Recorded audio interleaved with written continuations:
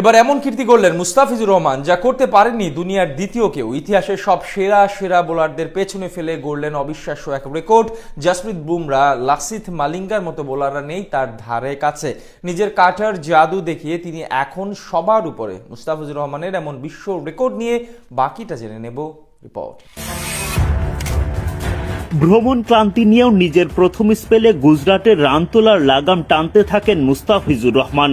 বুদ্ধিদীপ্ত বোলিংয়ে তখন চাপে রাখেন দুই ওপেনার শুভমান গিল ও সাই সুদর্শনকে। কিন্তু বাকিদের ওপর চড়াও হয়ে মারকুটে ব্যাটিং করে যান এই দুই ওপেনার।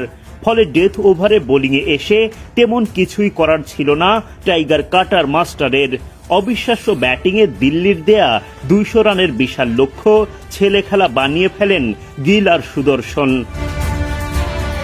সংযুক্ত আরব আমিরাতে জাতীয় দলের হয়ে খেলার 24 ঘন্টা পার না হতেই আইপিএলে মাঠে নামতে হয় মুস্তাফিজুর রহমানকে।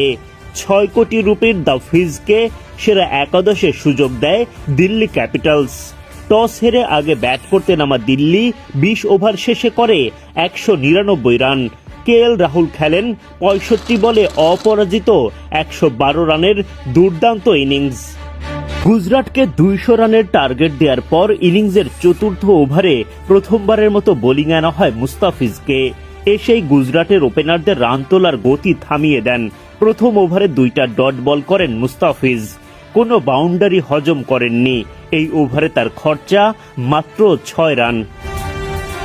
পাওয়ার প্লের শেষ ওভারটি করতে ডাক পড়ে মুস্তাফিজের। এই ওভারের চতুর্থ বলে সাই সুদর্শনের হাতে বাউন্ডারি হজম করেন তিনি। আগের মতো এই ওভারেও 2টো ডট বল করেন। ব্যক্তিগত দ্বিতীয় ওভারে দ্য ফিজের খরচা মাত্র 7 রান। গুজরাটের হয়ে দুর্দান্ত ব্যাটিং করতে থাকেন দুই ওপেনার শুভমান গিল ও সাই সুদর্শন। 12 ওভার শেষে কোনো উইকেট না হারিয়ে দলটি তোলে 115 রান।